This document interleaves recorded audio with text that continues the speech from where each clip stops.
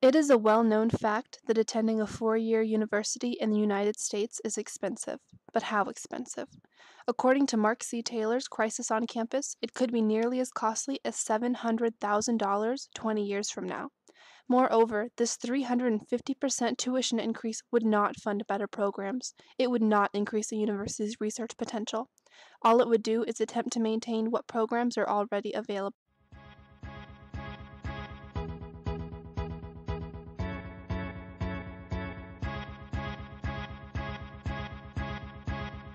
There was a time when my world was filled with darkness, darkness, darkness. Then I stopped dreaming, now I'm supposed to fill it up with something, something, something.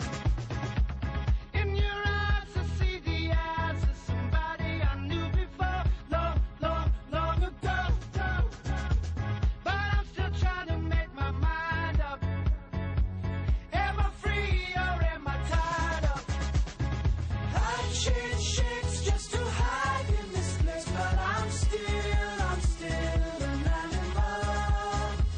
Nobody knows it but me when I slip, yeah, I slip, I'm still an animal.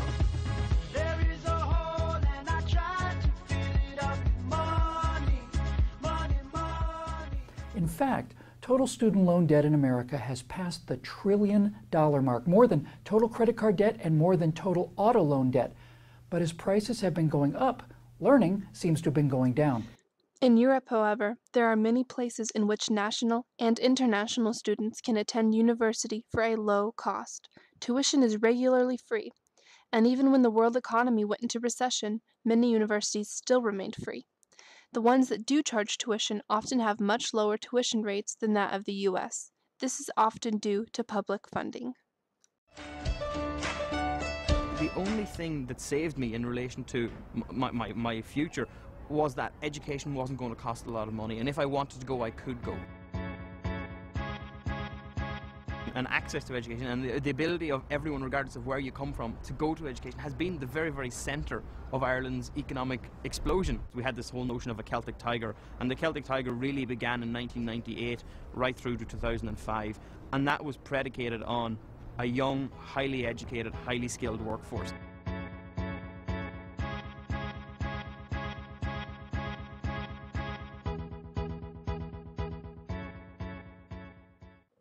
It doesn't seem to matter if you are able to save or receive financial aid for college. The piles of debt are consistently climbing higher. State by state, the percent of college grads with large amounts of debt rise.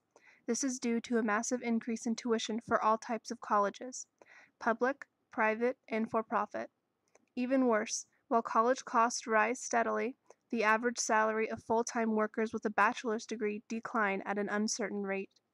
This year's graduating class is facing more debt than any previous year of grads. We're telling the states, if you can find new ways to bring down the cost of college and make it easier for more students to graduate, we'll help you do it. We will give you additional federal support if you are doing a good job of making sure that all of you aren't loaded up with debt when you graduate from college. How do we remedy this situation? How do we lower debt and decrease tuition rates? We look to Europe for ideas.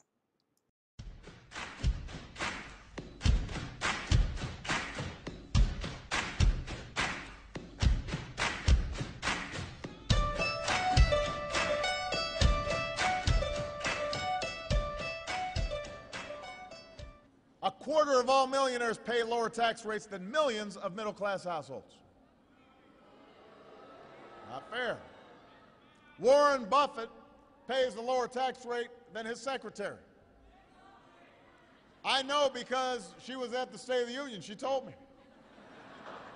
Do we want to keep these tax cuts for folks like me who don't need them? Or do we want to invest in the things that will help us in the long term, like student loans and grants?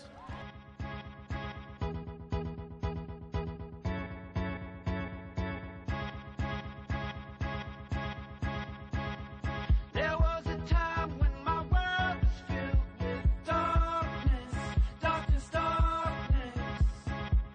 Then I stopped dreaming, now I'm supposed to fill it up with